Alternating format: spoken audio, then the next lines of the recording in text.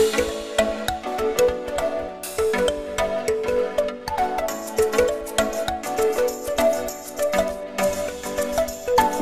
विद्यार्थी मित्रांनो, MTS म्हणजेच महाटेस्ट सिरीज त्याचबरोबर MTS या मोबाईल ॲप्लिकेशनवर मी आपलं सहर्ष स्वागत करतो। आज जो आपण व्हिडिओ पाहत आहोत तर त्याच्यामध्ये 2018ला म्हणजे 5 जून 2018ला मुंबई आयुक्तालयामध्ये पोलीस शिपाई पदांची जी भरती झाली तर त्याचा जो पेपर आहे तर त्या पेपरचं जे विश्लेषण आहे ते आपण करत होतो आणि त्याच्यामध्ये असणारे 25 प्रश्न हे अंकगणिताचे हे आपण पाहिलेले आहेत आणि त्याच पेपरमधले आता बुद्धिमापनचे 76 पासून 99 पर्यंत जे प्रश्न आहेत, जो पेपर सेट आहे तर त्याच्यामध्ये तर त्याचं विश्लेषण आजच्या व्हिडिओमध्ये आपण पाहणार आहोत। तर पाहूया, पहिला प्रश्न आहे म्हणजे प्रश्न क्रमांक आपली जी प्रश्नपत्रिका आहे त्याच्यामध्ये 76 नंबरचा प्रश्न। तर तो प्रश्न असा आहे, CXB EFD प्रश्नचिन्ह, त्यानंतर IRH आणि त्यानंतर KPJ असा प्रश्न आहे। म्हणजे प्रश्नचिन्हाच्या ठिकाणी काय हे आपल्याला शोधायचं आहे।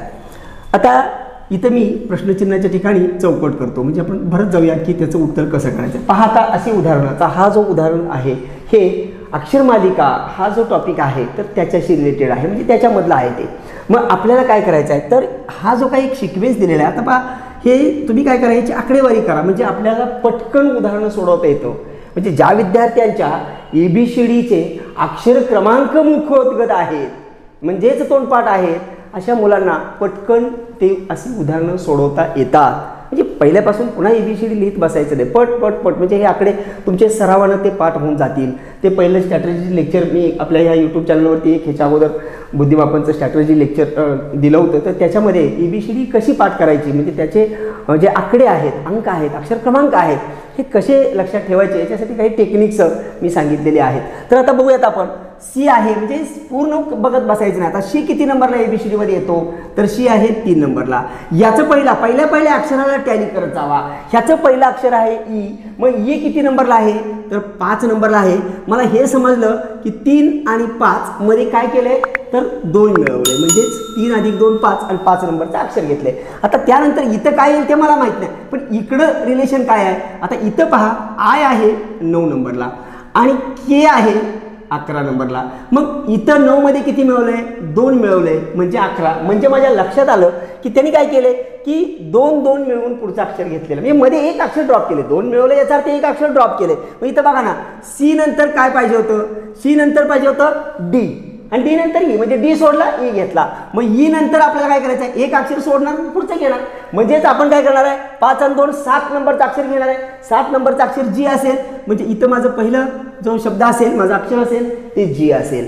मग आता समजा जर तुम्ही पर्यायाकडे पाहिलं आणि जर पर्यायामध्ये G न सुरुवात होणारा एकच पर्याय असेल तर आपल्याला पुढे हे बाकीचं टॅली करत बसायची गरज नाही आहे आणि असाच वेळ वाचवायचा असतो बाळांनो, लक्षात घ्या। तर आता हा जो पेपर आहे त्याचं PDF तुमच्याकडे असेल, तुमच्याकडे तो पेपर असेल तर त्याच्यामध्ये जे पर्याय दिलेले आहेत, आता वेळेअभावी मी पर्याय बोर्डवरती लिहित नसतो कारण तुमच्या हातात पेपर असतो, तुम्ही ते पाहत असता किंवा काही जण मोबाईलवर पाहत असतील, काही जणांकडे त्याचं प्रिंटआउट असेल कारण हे सगळं यूट्यूबवरती अवेलेबल आहे मटेरियल। फक्त ते उदाहरण पटकन कसं सोडवायचं आणि वेगळ्या पद्धतीने कसं सोडवता येईल आणि तुम्हाला जास्तीत जास्त उदाहरण सोडवण्याचा सराव कसा होईल या उद्देशानं आपण ही मोहीम राबवलेली आहे। मग आता या ठिकाणी जे पर्याय दिलेले आहेत त्याच्यामध्ये एकमेव पर्याय आहे की त्याची सुरुवात G न झालेली आहे, तो पर्याय नंबर 2 आहे। म्हणजे इथं माझं उत्तर संपलं म्हणजे मला पुढे जायची गरज नाही। त्यानंतर पाहूया पुढचा प्रश्न। तो प्रश्न कसा आहे पहा, प्रश्न असा आहे, हा ही अक्षरमालिका याच्यामधलाच प्रश्न आहे। CEHL CEH आणि L आणि पुढे आहे प्रश्नचिन्ह।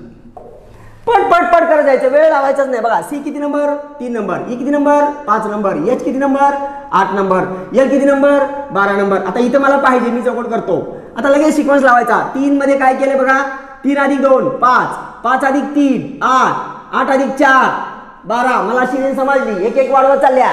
मग लगेच 12 मध्ये किती मिळणार 5 मिळवणार. 12 आणि 5 किती झाले 17. 17 नंबरला कोण बसतो तर 17 नंबरला क्यू असतो. म्हणजे माझं उत्तर तयार क्यू झालं. म्हणजे तुम्हाला अक्षर मालिकेतले प्रश्न सोडवण्यासाठी किंवा पुढे आपल्याला एक सांकेतिक भाषा हा एक आहे, पुढे वर्गीकरण आहे, तर याचा उपयोग फार होतो बाळांनो. हे 5 ते 6 प्रश्न आपल्या प्रश्नपत्रिकेमधील या कन्सेप्टवरती येत असतात आणि त्यामुळं ही ABCD पाठ करणं किती गरजेचं आहे हे तुमच्या लक्षात आलं असेल.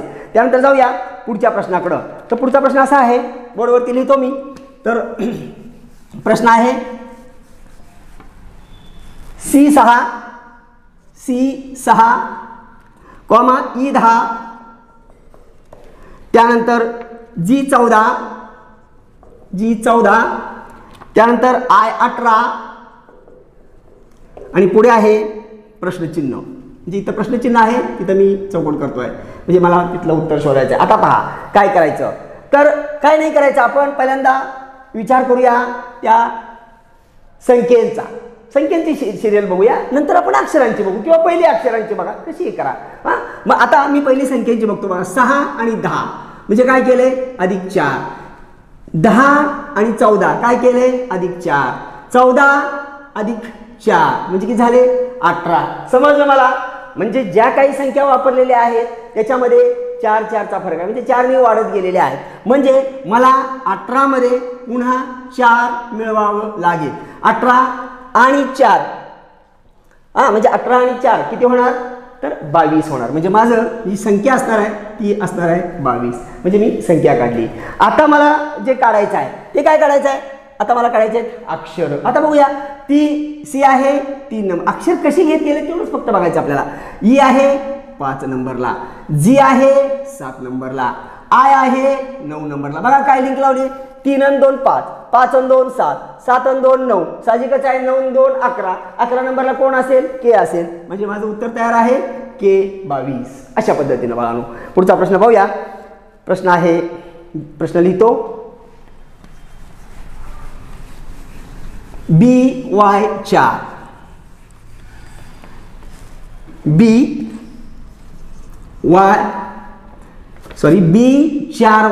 B4Y कॉमा D16W त्यानंतर F36U त्यानंतर H64S आणि आहे प्रश्नचिन्ह.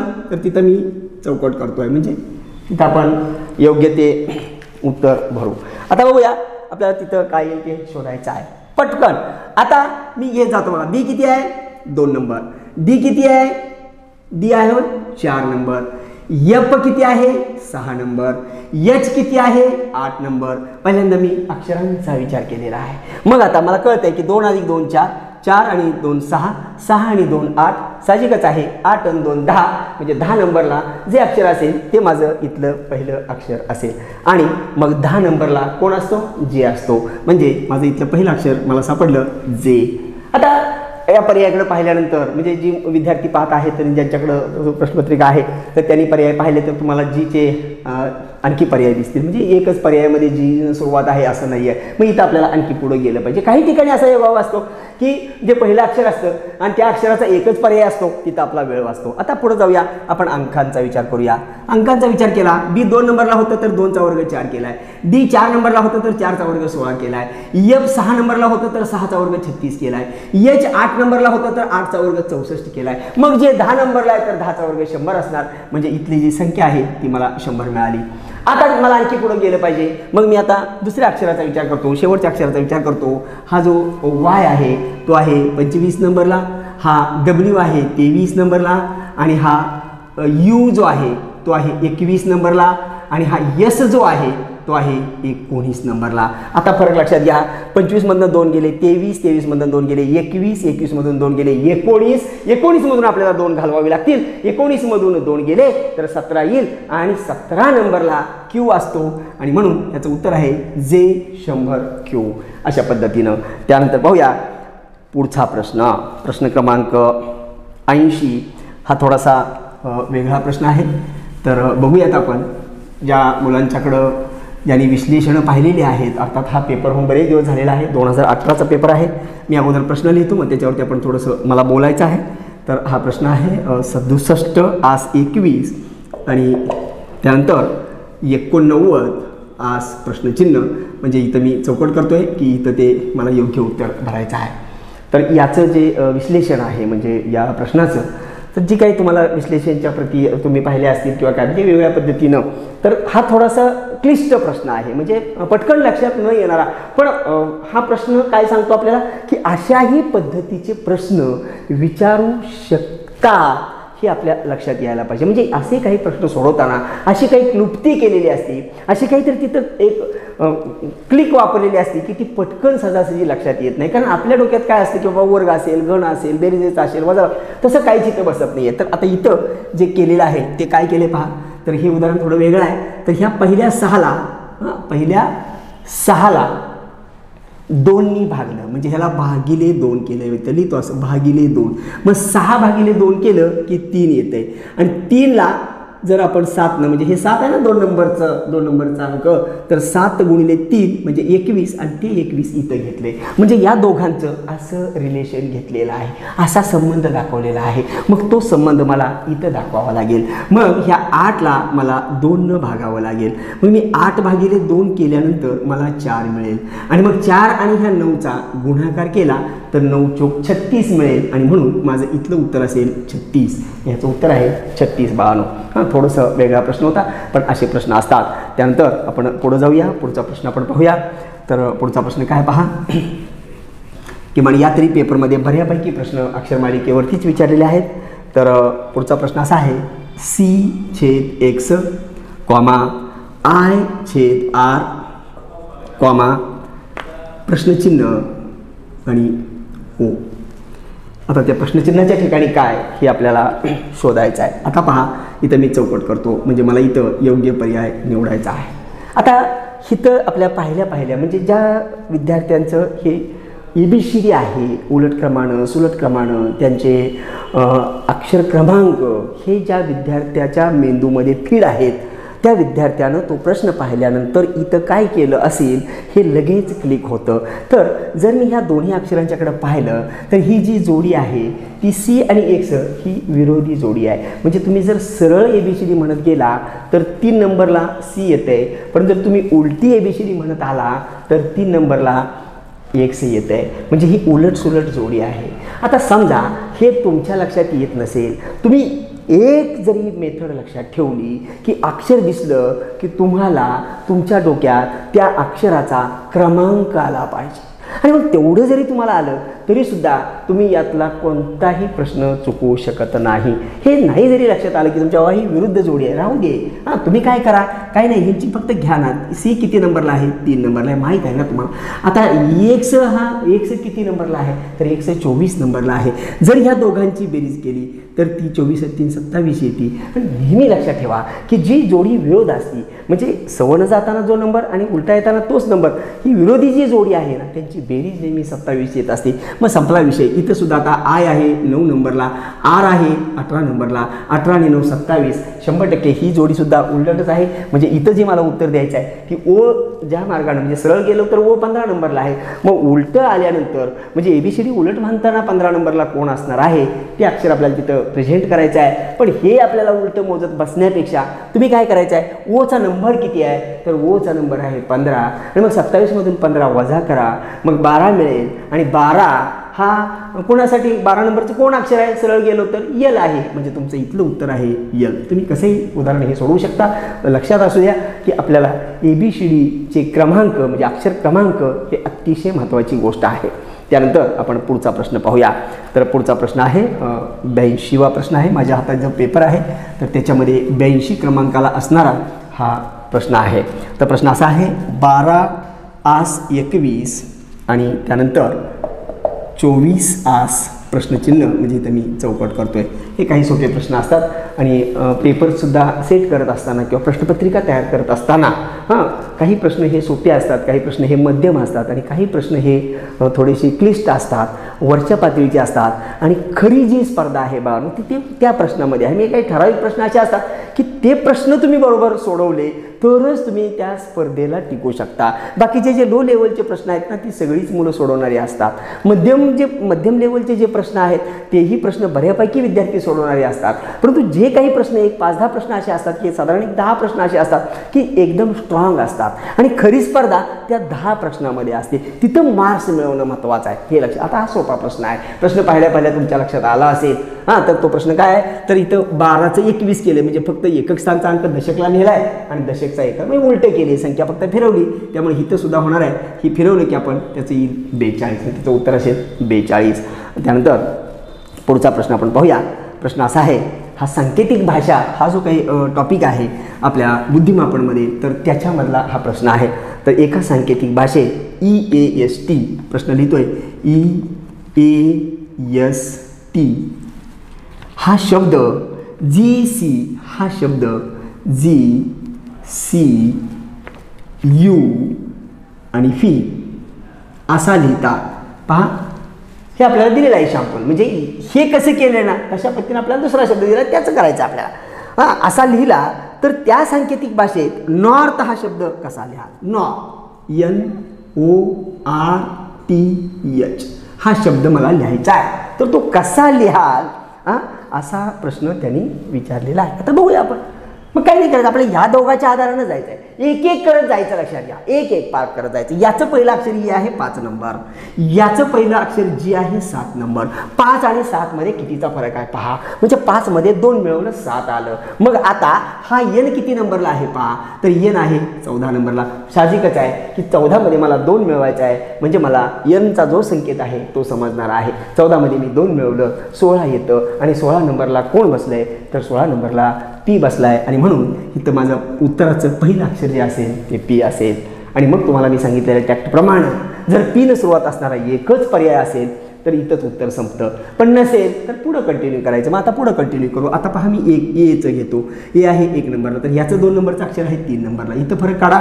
1 आणि 2 म्हणजे किती 3. 1 आणि 3 कितीचा फरक आहे 2चा फरक आहे. मी 1 मध्ये 2 मिळवलं 3. आता साहजिकच आहे 3 मध्ये आपल्याला 2 मिळवावं लागेल आणि 3 मध्ये 2 मिळवलं की 5 होईल आणि 5 नंबरला E असेल. म्हणजे माझं ह्या O साठी इथं जे असेल ते असेल E म्हणजे ते 5 नंबरचं अक्षर असेल. जे केलं आहे ना तिथं तेच आपल्याला फक्त तिकडं करत जायचं आहे. मग आता एक नजर मी पर्यायावरती मारतो. म्हणजे जर आपण पर्यायाकडे गेलो तर सॉरी O आहे इथं O मी इथं E घेतलं आहे. इथं Oचं करायचं आपल्याला बाळांनो. इथं 5 आपण मिळवलं की पहा आता हे जे आपण केलं A आणि Cचं नातं काय आहे तर 2 निवाड आहे. मग इथं O आहे. O किती नंबरला असतो तर O असतो 15 नंबरला. मग मला काय करायचं आहे तर 15 मध्ये 2 वाढवायचा आहे म्हणजे काय होणार आहे 17 क्यू. आता बघा आता आणखी सोपं काय दिसते पहा. आता हे तुम्हाला मी अक्षरांचं सांगितलं. आता हेच उदाहरण पहा. आता बघा EG काय केलंय F सोडले. एक अक्षर सोडून गेलेले आहे. त्यामुळे आता इथलं उत्तर आपण डायरेक्ट काढू शकतो. म्हणजे आपल्याला लिंक समजली. आता काय लिंक समजली तर एक अक्षर सोडून गेले तो. मग पुढं जायचं ना आपल्याला. बघा ना इथं 3 नंबरचं अक्षर S आहे तर S आहे तर इथं किती आहे इथं आहे U म्हणजे S असतो 19ला. मग 20 नंबरचं अक्षर सोडलं 21चं घेतलं. आता तेच इथं करत जावा ना. मग झालं ना. आता O आहे ना O आहे 15 नंबर. मग 16 नंबरचं अक्षर सोडलं 17चं घेतलं. R आहे 18 नंबरला. आता मग 18 नंबरला आहे म्हटलं 19चं सोडायचं 20 नंबरचं घ्यायचं. मग 20 नंबरला असतो T. T आहे 20 नंबरला. एक अक्षर मध्ये सोडायचं 21चं म्हणजे 22 नंबरचा घ्यायचा. 22 नंबरला असतो V. H आहे 8 नंबरला. एक अक्षर मध्ये सोडायचं 9 नंबरचं 10 नंबरचं अक्षर असणार J. म्हणजे तुमचं उत्तर आहे हे T आहे. काय उत्तर आहे PQTVJ आणि मग तो पर्याय आपला फायनल असेल. अशा पद्धती म्हणजे वेगवेगळे लिंक असतात. म्हणजे आपल्याला जर मूळ बेस त्याचा माहीत असेल ABCDचा तर मात्र आपल्याला ही उदाहरण सुटतातच. तर त्यानंतर पुढचा प्रश्न पाहूया. हा थोडासा वेगळा आहे.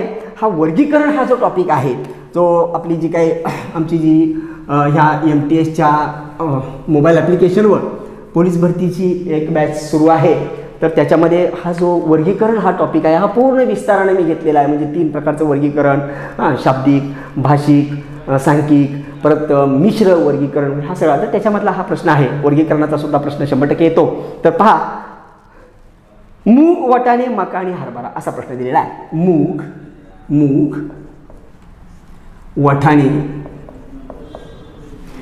वाटाणे, मका आणि हरभरा.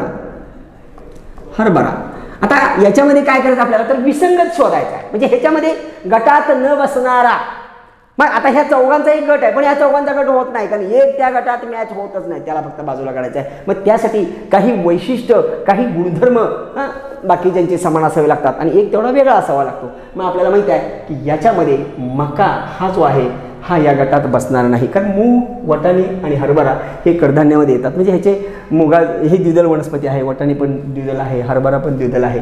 एकमेव मका आहे, म्हणजे मका बाजूला. तुम्ही कुठल्याही गुणधर्मामध्ये त्याला मोजा, फक्त तो वेगळा पडला पाहिजे एवढं महत्त्वाचं आहे. आणि ह्याचं उत्तर असेल मका. त्यानंतर आपण पुढचा प्रश्न पाहूया. पुढचा प्रश्न आहे मंगळ, पृथ्वी, गुरु आणि चंद्र. तरी पण मी बोर्डवरती लिहितो. मंगळ, त्यानंतर पृथ्वी, त्यानंतर गुरु आणि चंद्र. तर याच्यामधला वेगळा, आता हे काय मी त्याचं जास्त स्पष्टीकरण देण्याची आवश्यकता नाही, कारण हा मंगळ, पृथ्वी आणि गुरु हे सगळे ग्रह आहेत आणि चंद्र काही तसा ग्रह नाही आहे, आणि त्यामुळं चंद्र हा त्याच्यातून वेगळा निघेल. त्यानंतर पुढचा प्रश्न आहे, आपण पाहूयात. हा नातेसंबंध हा जो टॉपिक आहे, तर त्याच्याशी रिलेटेड प्रश्न आहे. प्रश्न पाहूयात आपण. प्रश्न कसा आहे पहा, मी प्रश्न वाचतो व्यवस्थित. माझी आई तुझ्या वडिलांची बहीण लागते. म्हणजे कोणतरी एक मी आहे, समजा आता मी माझी म्हणजे मी इथं म्हणजे तुम्हाला प्रश्न समजावून देण्यासाठी मी आहे. तर माझी आई म्हणजे ह्याची जी कोण आई असेल, ह्याची आई म्हणजे मी, म्हणजे समजा आपण उदाहरण म्हणून घेऊया की मी म्हणजे राज आहे. राज म्हणजे नाव घेतोय मी, म्हणजे हे काय माझं नाव नाही आहे. कदाचित ज्या विद्यार्थ्याचं राज नाव असेल तर ते मी योगायोगानं लिहिलेलं आहे. म्हणजे त्यांना असं म्हणायला नको की सर मला कसं काय ओळखता, तर आता हा व्हिडिओ पाहणारा कोण असेल महाराष्ट्रात मला माहीत नाही. राज नावाचा सुद्धा एखादा विद्यार्थी असू शकेल. आपण एक उदाहरण समजावं, कारण काय होतं, नातेसंबंधाची जी उदाहरणं असतात ना बाळांनो, तर ही समजण्यासाठी आपण स्वतःला त्यामध्ये रिप्रेझेंट करायचं. म्हणजे आपण त्या उदाहरणामध्ये आपण मिक्स व्हायचं आणि मग त्या सांगितलेल्या नात्यामध्ये आपली जी माणसं आहेत, आपले जे नातेवाईक, त्यांना घेऊन तुम्ही ते नातं शोधणं हे फार म्हणजे अचूक उत्तर काढण्याचा जवळचा मार्ग आहे. आणि त्याचबरोबर तुम्ही त्याला नावं देऊन, म्हणजे जर आपण समजा उदाहरण सोडवायचं असेल तर त्याची आपल्याला कच्ची फिगर, म्हणजे काही वेळेला आता हा प्रश्न सोपा आहे लक्षात घ्या, पण काही वेळेला थोडासा कठीण प्रश्न असतो. म्हणजे लवकर लक्षात येत नाही की ते काय नातं आहे, म्हणजे कोणाकोणाचं कसं नातं विचारले हे समजत नाही. मग यासाठी काय करायचं, तुम्ही ते उदाहरणाची ज्यावेळेला कच्ची आपण एक ढोबळमानानं आकृती तयार करत असतो, एक साचा तयार करत असतो, तर त्यावेळेला तिथे काहीतरी नावं द्यायची, आपल्या माहितीतली नावं द्या. म्हणजे तुमच्या प्रत्येकाचा मित्र वेगळा असतो, मामाचं नाव वेगळं असते, काकाचं नाव वेगळं, म्हणजे जे काही XYZ असेल ते. मग मला त्याच्याशी काही जास्त बोलायचं नाही त्या विषयावरती. मग आपण आता हे उदाहरण बघूया. समजा मी म्हणजे राज आहे, मग आता राजची ही आई आहे, ही राजची आई. तर ही आई तुझ्या सांगितलं की तुझ्या वडिलांची बहीण लागते, म्हणजे हिची ह्या आईचा जो भाऊ असेल कोणतरी, आता हा भाऊ असेल म्हणजे आईचा भाऊ. आता ह्या भावाला पण आपण नाव देऊ, समजा हा भाऊ म्हणजे राम आहे. मग आता भाऊ आहे म्हणजे माझी आई तुझ्या वडिलांची बहीण आहे. म्हणजे आता हे जर वडील असतील तर ह्यांची कुठेतरी मिसेस असेल ना, म्हणजे आई असेल, म्हणजे हे राम हे हिचे वडील आहेत, बरोबर.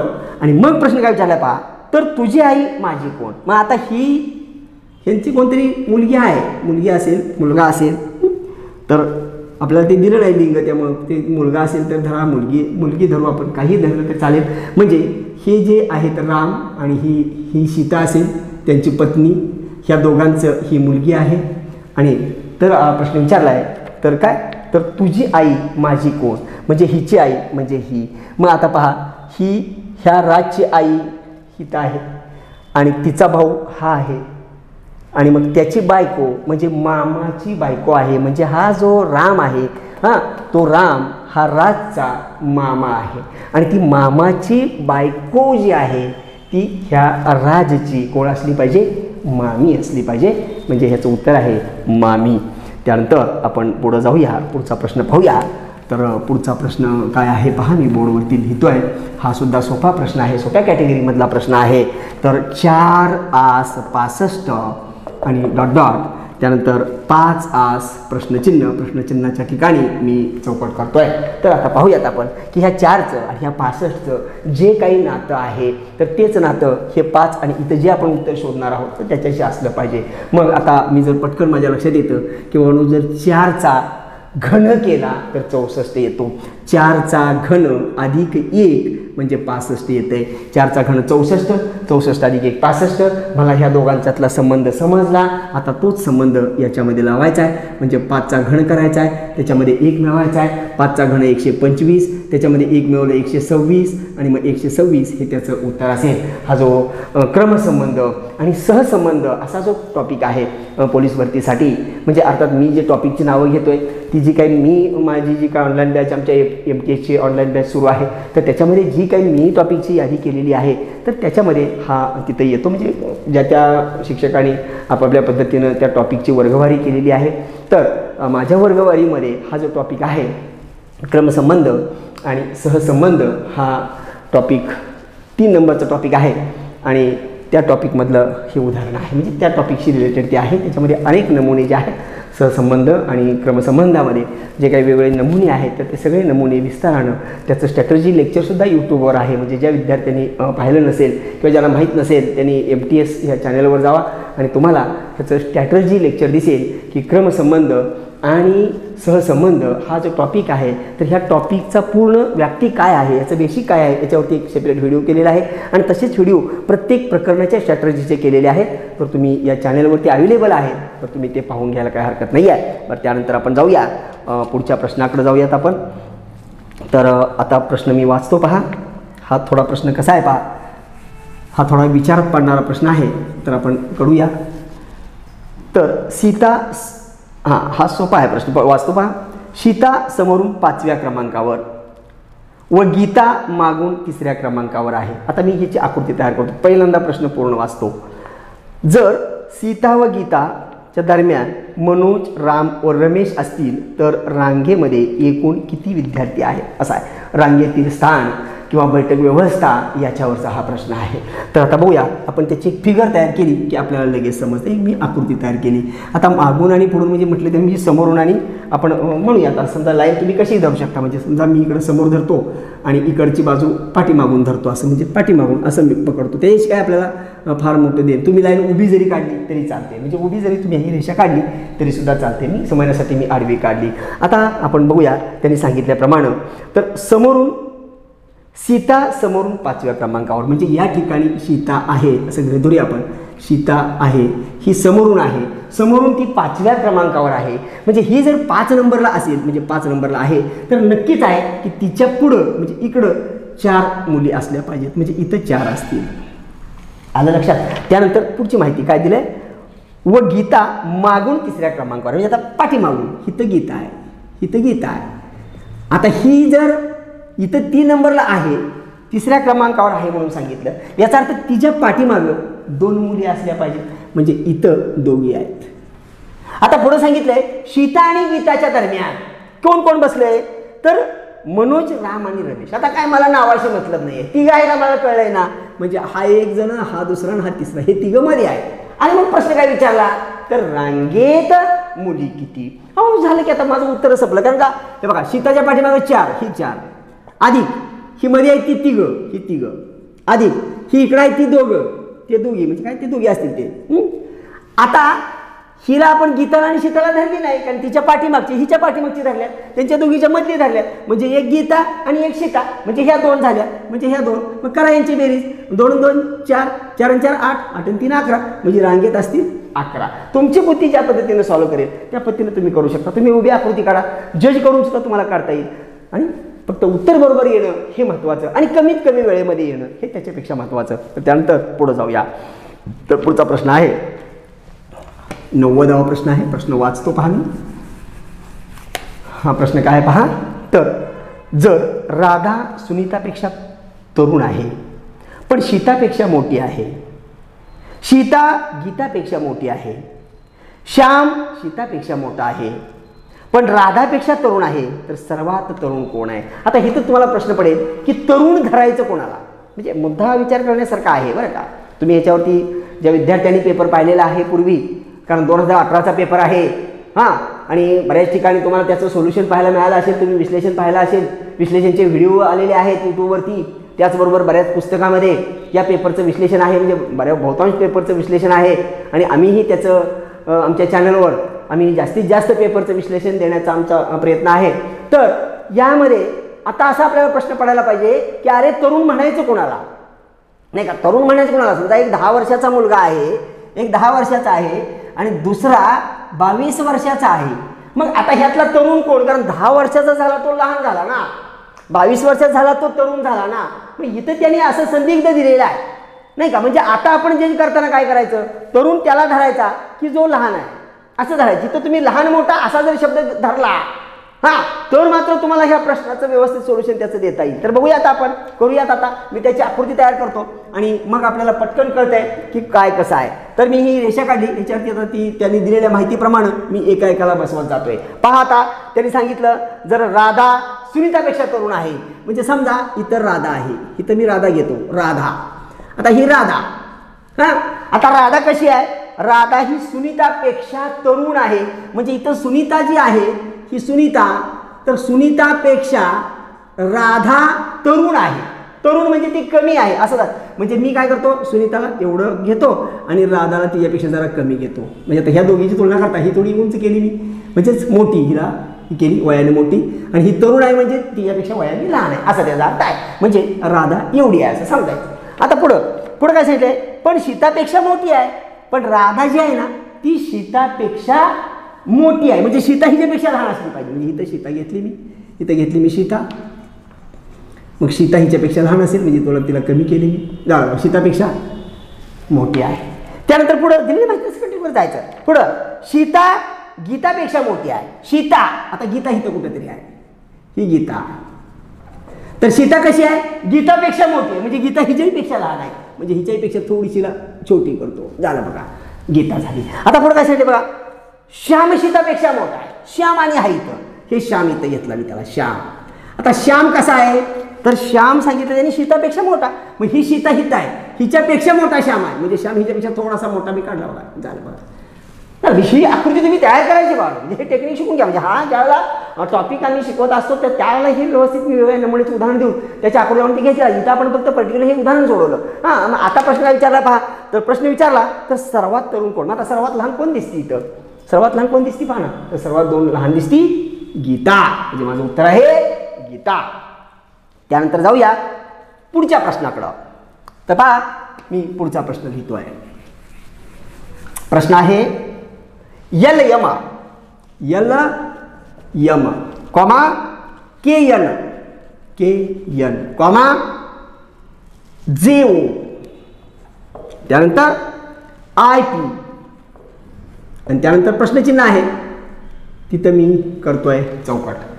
चला पट भरत जायचं. बघा, पहिला अक्षर यल 12, के 11, जे 10, आय 9. मला समजलं, 12तून 1 गेले, 11, 11तून 1 कमी केले, 10, 10तून 1 कमी केले, 9, 9 मधून मग 1 कमी होणार म्हणजे 8. म्हणजे 8 नंबरला जो असेल तो इथं असेल. 8 नंबरला कोण आहे मला माहिती आहे, एच आहे. म्हणजे जे काय माझं उत्तर असेल त्याचं पहिलं अक्षर एच असणारच आहे. आता बघूया 2 नंबरचं अक्षर यमा.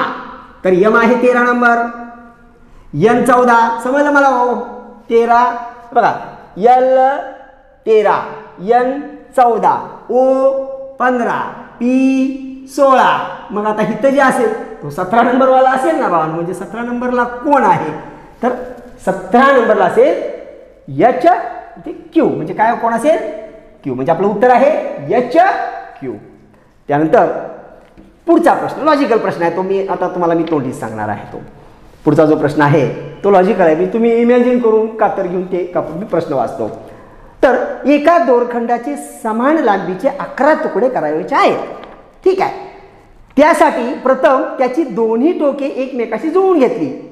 तर मला हवे असलेले 11 तुकडे मिळवण्यासाठी तो दोरखंड किती ठिकाणी कापावा असं बोललेलं आहे त्यांनी. मग आता काय बघा, आता आपण करूया, म्हणजे ओरली करूया आपण. कारण एक जर रशी असेल म्हणजे दोर आहे, तर त्याचे दोन टोकं जुळवून ते कट केलेले आहे. म्हणजे समजा एवढ्या लापाचा असा दोर असेल तर असा जोडून असे 2 पार्ट केलेत आणि किती तुकडे करायचे आहेत? 11 करायचे आहेत. मग काप किती काढायचे असं विचारलेलं आहे. तर पहिला काप इथं जेव्हा आता इथं हे जोडलेला दोर आहे बरोबर.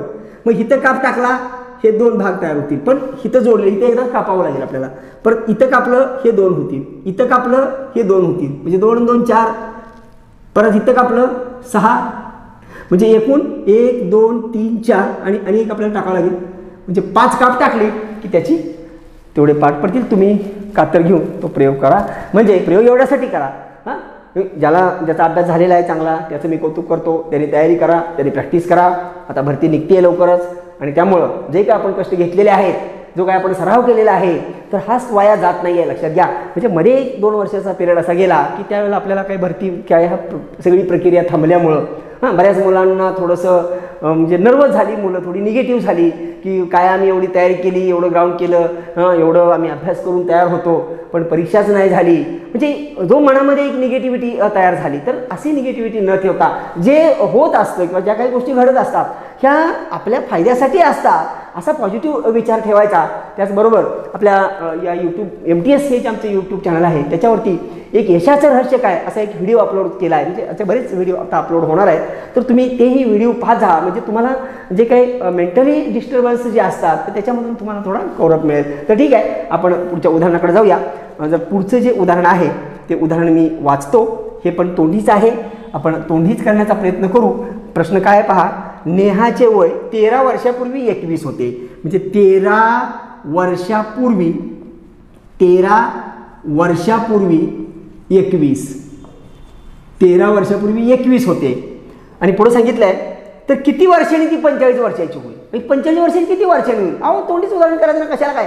अहो 13 वर्षापूर्वी जर ती 21ची होती तर आज कितीची आहे? म्हणजे 21 अधिक 13 म्हणजे आज आहे ती किती आहे बघा, 3 आणि 4 34 वर्षाची आज आहे. मग त्यांनी काय सांगितलंय 45 वर्षाची कधी होईल. अहो कधी होईल? मग 45 मधून 34 वजा करा की, म्हणजे आणखी 11 ह्यात मिळवलं हां की झाली ती 45 वर्षाची. म्हणजे आणखी 11 वर्षांनी ती 45 वर्षाची होणार आहे. त्यानंतर पुढचा प्रश्न पाहूयात आपण. माझ्या यादीला तो प्रश्न क्रमांक 94 आहे.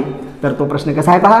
प्रश्न असा आहे, एका सांकेतिक भाषेत 341ला काय लिहिलंय, काय समजलं त्यांनी? तर 341ला 682 असं समजलंय, 682. आणि त्यानंतर प्रोसाईड आहे तर 134ला काय लिहिता येईल? मग 134ला काय लिहिता येईल असं विचारलेलं आहे. काय नाही, प्रश्न पाहिल्यानंतर माझ्या लक्षात येतं अरे इथं 3 होतं त्याचं 6 केले म्हणजे त्याला 3 गुणिले 2 केले. ह्या 4चं 8 केले म्हणजे गुणिले 2 केले. ह्या 1चं 2 केले म्हणजे गुणिले 2 केले. म्हणजे ह्या संख्येला 2 प्रत्येक संख्येला काय केले 2 न गुणले त्याचा संख्येला वापरलाय. म्हणजे मला इथं उत्तर माझं लगेच आलं. 1ला कशाने गुणणार? 2 न गुणणार. परत 3ला कशाने गुणणार? 2 न गुणणार, 6 होणार. 4ला कशाने गुणणार? 8 न गुणणार, म्हणजे सॉरी 2 न गुणणार म्हणजे 4 गुणिले 8 झालं. म्हणजे माझं उत्तर आहे 268. त्यानंतर पुढचा प्रश्न जो आहे तो असा आहे की खालीलपैकी कोणते लीप वर्ष आहे असं विचारलेलं आहे बाळू. तर मला वाटतं बऱ्याच मुलांना माहीत असेल की लीप वर्ष कसं ओळखायचं असतं. तर 4नी भाग लागणारं तर आपण लीप म्हणतो, पण जी शतक वर्ष असतात त्याच्यासाठी वेगळा आहे, त्याच्यासाठी 400 भाग जावा लागतो.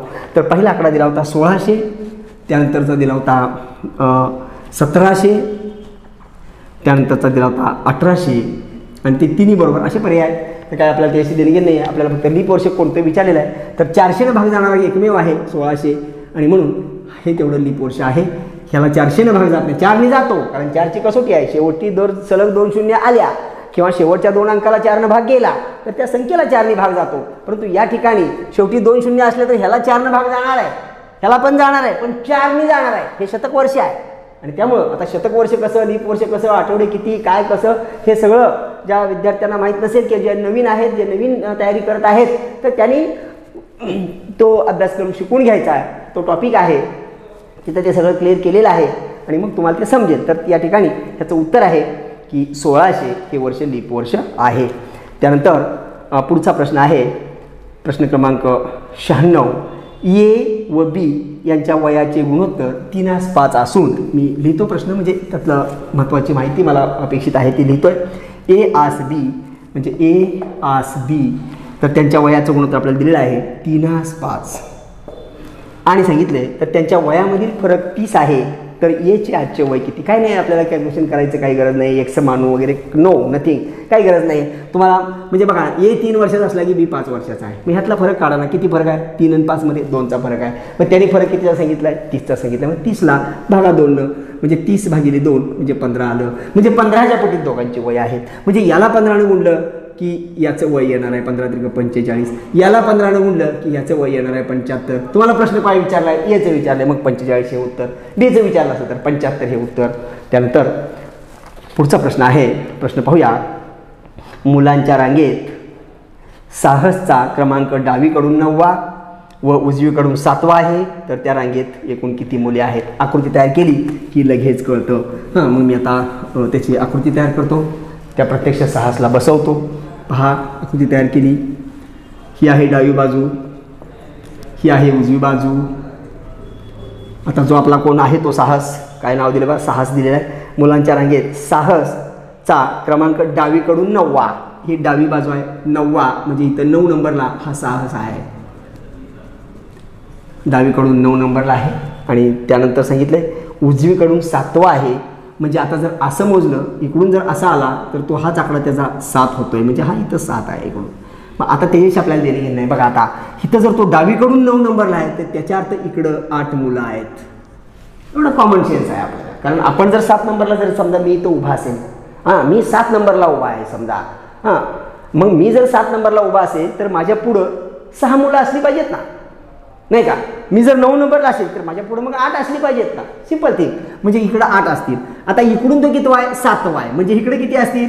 तर इकडं असतील 6 मुलं असतील. कारण इकडं उजव्या बाजूकडे त्याची 6 असतील, कारण तो उजवीकडून 7व्या नंबरला आहे, डावीकडून तो 9व्या नंबरला आहे, म्हणजे इकडं 8 तिकडं 6, म्हणजे 8 अधिक 6 हे झालं 8 आणि 7 14. पण हा एकटा साहस नाही का, कारण 6च्या इकडची आणि तिकडची मोजली, मग साहसला कुठं सोडायचा? साहस त्या रांगेतच आहे, नाही का? म्हणजे तो एक, म्हणजे झाली 15, म्हणजे त्या रांगेत मुलं आहेत 15. आता त्यानंतर आपण जाऊया पुढच्या प्रश्नाकडं. हा प्रश्न अंकगणिताचा आहे, इथं पडलेला आहे, सोडूया आपण. 98 नंबरचा प्रश्न वाचतो. 150चा शेकडा 60 काढून येणाऱ्या संख्येचा पुन्हा शेकडा 60 काढला तर मूळ संख्या कितीने कमी झाली? म्हणजे 150चा शेकडा 60 काढला, सगळं करत बसायचं नाही, एकदमच उत्तर काढायचं. बघा आता दाखवतो. म्हणजे 150चा शेकडा 60 काढला म्हणजे ह्याचा 60 काढला म्हणजे 60/100. पुन्हा त्याचा आणि एकदा शेकडा 60 काढला म्हणजे पुन्हा 60/100. मग आता बघा, तर मूळ संख्या कितीने कमी झाली असं विचार. अगोदर ह्याचं उत्तर काढूया, म्हणजे किती कमी होते. बघा, ह्या शून्याला ही काढली, हिला ही गेली, हिला ही गेली, 5 न भाग लावतो, 5 दुणे 10, 5 त्रिक 15, परत बेल लावतो, बे एके बेहा, बे त्रिक 6, 3 त्रिक 9 आणि 9 गुणिले 6 म्हणजे 9 गुणिले 6 9 सक 54, म्हणजे 54 कमी झाली. पण प्रश्न काय विचारलाय? 54 कमी झाले, पण त्यांनी प्रश्न काय विचारलाय तर ती कमी कितीने झाली? म्हणजे जर 150चा 60% काढून त्याचा पुन्हा 60% काढला तर 54 उत्तर येते, पण मूळ संख्या होती 150. म्हणजे मला उत्तराकडे जायचं असेल तर माझं उत्तर असेल 150 मधून मला 54 वजा करावं लागेल, आणि 150 मधून 54 वजा केल्यानंतरच माझं उत्तर असेल, कारण कितीने कमी झाली.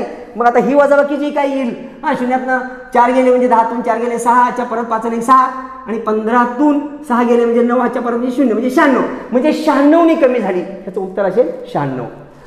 54 हे उत्तर नाही, कारण 2दा 60% कमी केल्यावर 54 येत आहे. पण प्रश्नाचा रोग काय आहे हे समजून घ्या. म्हणजे बऱ्याच वेळेला परीक्षेच्या गडबडीमध्ये किंवा जी काही परीक्षा हॉलमध्ये जो काही तणाव असतो, आपल्यावरती जे काही दडपण असतं, तर यामुळे काय होतं, आपण अगदी बारीक सारीक चुका आपल्या हातून होत असतात. म्हणजे आपण कॅल्क्युलेशन बरोबर केलेलं असतं, उत्तरही बरोबर काढलेलं असतं, परंतु नेमकं प्रश्नामध्ये काय उत्तर विचारले आणि मी काय उत्तर गृहीत धरून गोल रंगवतोय हे काही वेळेला कन्फ्यूज होतं त्या वातावरणामध्ये. आणि त्यामुळं इथं सावधगिरी बाळगायची. बाळानो, कॉन्सन्ट्रेशन तिथं महत्त्वाचं आहे. तुम्ही काळजीपूर्वक ती पेपरकडं प्रश्न कुठला विचारला आहे आणि मग त्याचं उत्तर नेमकं काय आहे, कारण जे आपण उत्तर देणार असतो चुकून ते सुद्धा पर्यायात उपलब्ध असतं. मग आपला गोड गैरसमज होतो की माझं उत्तर बरोबर आलं, कारण ते उत्तर पर्यायात असतं ना, पण प्रत्यक्ष प्रश्नामध्ये विचारलेलं उत्तर वेगळंच असतं. अशी काही गफलत होऊन एका दुसरा जरी मार्क्स आपण गमावला तर मग फार मोठ्या नुकसानीला आपल्याला सामोरं जावं लागेल बाळानो. त्यामुळं इथं आपल्याला प्रत्येक मार्काची म्हणजेच प्रत्येक प्रश्नाची व्यवस्थित काळजी घेऊन त्याची उत्तरं देणं अतिशय महत्त्वाचं आहे, हे लक्षात असू द्या. सुज्ञास सांगणे नलगे जे बऱ्याच मुलांना माहीत आहे की एका मार्काला स्पर्धा परीक्षेमध्ये काय महत्त्व आहे हे लक्षात घ्या.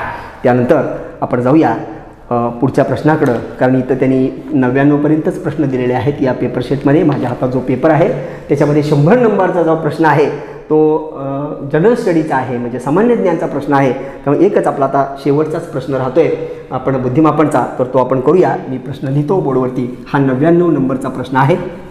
तर प्रश्न असा आहे, A B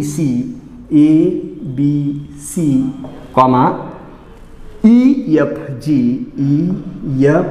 G comma J K L comma J K L नंतर पी क्यू आर आणि परत आहे चौकट, म्हणजे प्रश्नचिन्ह आहे तिथे. मी चौकट प्रश्न मी चेक करतो बा. ए बी सी, त्यानंतर ई एफ जी, त्यानंतर जे के यल, त्यानंतर पी क्यू आर आणि तिथं आता आपल्याला भरायचं आहे. तर बघूया आपण सिक्वेन्स लावत जाऊ. हां, तुम्ही तोंडीच लावू शकतोय आपण.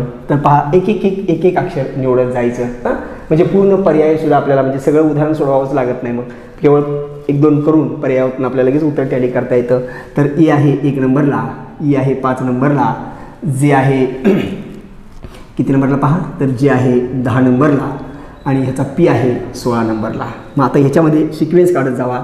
1 मध्ये 4 मिळवलं 5 आलं, 5 मध्ये 5 मिळवलं 10 आलं, 10 मध्ये 6 मिळवलं 16 आलं. समजलं मला, कारण वाढवत गेल्या. 4 पहिल्यांदा मिळवलं, नंतर 5 मिळवलं, नंतर 6 मिळवलं. मग आता नक्कीच मला काय करायचं आहे, तर त्या 16 मध्ये 7 मिळवायचं आहे. आणि 16 मध्ये 7 जेव्हा मी मिळवेल तेव्हा 23 येईल. आणि 23 नंबरला कोण बसलेला आहे ते मला मुखोद्गत आहे, तो आहे डब्ल्यू. आणि म्हणून माझं पहिलं अक्षर असेल डब्ल्यू. जर का योगायोगानं डब्ल्यू हा पहिलं अक्षर असणारा एकच पर्याय असेल तर इथंच उत्तर संपलेलं आहे. पण नसेल तर पुढं कंटिन्यू करायचं. तुमच्या लक्षात आलं आता इथं बी आहे 2 नंबर, एफ आहे 6 नंबर, ह्याचं 2 नंबरचं अक्षर घ्या 11 नंबर, ह्याचं 2 नंबरचं अक्षर घ्या 17 नंबर. लिंक पहा, 2 आणि 6 मध्ये काय मिळवलं, 4 मिळवलं. इथं 5 मिळवलं, 6 5 11. हां, इथं 6 मिळवलं, 11 6 17. मग आता मला काय करायचं आहे, तर 17 मध्ये 7 मिळवायचं. हां, 17 मध्ये किती मिळवायचं बघा, अशीच पुढे लिंक आहे नाही. हां, म्हणजे 2 नंतर 6 म्हणजे 4 मिळवलं. इथं 6 अधिक 5 11, 11 अधिक 6 17. इथं क्यू आहे. आता मला काय करायचं आहे, 17 मध्ये 6 मिळवायचं आहे. मग 17 मध्ये 6 मिळवल्यानंतर काय येते बघा, आणि त्यामुळं तर याचं उत्तर येईल पुढं 1 1 1 4 5 6 आणि इथं मिळवायचं आपल्याला 7. 17 मध्ये 7 मिळवलं 24. आणि मग 24 नंबरला कोण असणार आहे, तर 24 नंबरला असतो एक्स. आणि त्यानंतर जर डब्ल्यू एक्सचा एकच पर्याय असेल तर उत्तर, नसेल तर पुढं जावा. मग आता पुढं पण जाऊ शकतो आपण. सी आहे 3 नंबरला, जी आहे 7 नंबरला. इथं सुद्धा 4चा फरक, 4 5 6 7 असाच फरक केलेला आहे. आणि त्यामुळं त्याचं जे काही पुढचं जे उत्तर असेल ते असेल वाय 25 नंबर. कारण आपल्याला त्याच्यामध्ये आरमध्ये 7 मिळवायचं आहे, कारण आर 18 नंबरला आहे आणि 18 मध्ये जर 7 मिळवलं तर 25 येतं आणि मग शेवटी वाय असेल. म्हणजे तुम्हाला त्याची सिस्टीम, त्याची लिंक तुम्हाला समजलेली आहे. तर अशा रीतीनं आपण या ठिकाणी जो काही 2018चा पेपर होता तर त्या पेपरचे जे काही 24 प्रश्न, म्हणजे 25 ऐवजी त्यांनी 24 प्रश्न दिलेले आहेत. तर त्या 24 प्रश्न बुद्धिमापनचे त्याचं व्यवस्थित आपण विश्लेषण दिलेलं आहे. तर ज्या मुलांना, ज्यांनी काही विश्लेषण अगोदर पाहिलेले असतील किंवा ज्यांनी विश्लेषण पुस्तकामध्ये पाहिले असतील, कारण हे मटेरियल बाजारात उपलब्ध आहे, कारण हे झालेले पेपर आहेत आणि त्यामुळे हे बऱ्याच ठिकाणी तुम्हाला ते उपलब्ध आहेत.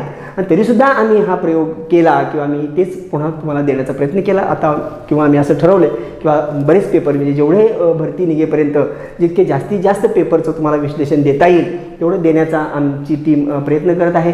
पण त्याचा उद्देशही मी तुम्हाला, हा जो अंकगणिताचा जो भाग मी घेतला होता 18च्या पेपरमध्ये, तर त्याच्या सुरुवातीला मी सांगितलं की ह्या आमचा काय उद्देश आहे, तुम्हाला काय त्याचं बेनिफिट होईल, तर हेही आपण पाहिलेलं आहे. तर अशा रीतीनं तुम्हाला हा पेपर मी सोडवून दिलेला आहे. तर तरीसुद्धा काही मुलांच्या काही कमेंट्स असतील, काही सूचना असतील, तर तुम्ही हे जो आमचा नंबर आहे तो 72 49 03 23 23 या नंबरला व्हॉट्सअप करा, तुमच्या कमेंट्स आम्हाला कळवा, म्हणजे आणि तुमच्यासाठी आम्हाला काही वेगळं करता येत असेल तर आम्ही त्याचा जरूर विचार करू.